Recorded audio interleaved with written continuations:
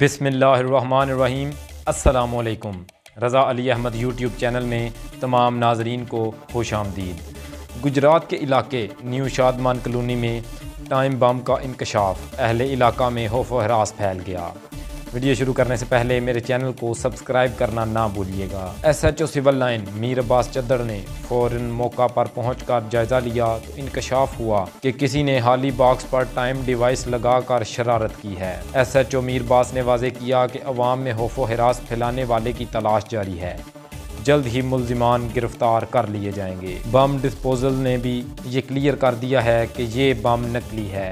रज़ा अली अहमद के मौजूद नाज़रीन, आपके ख्याल में क्या किसी की शरारत थी या कि ये कोई दहशत गर्दों की तरफ से कोई पैगाम था? मुझे ये कमेंट बॉक्स में ज़रूर बताइएगा। शुक्रिया।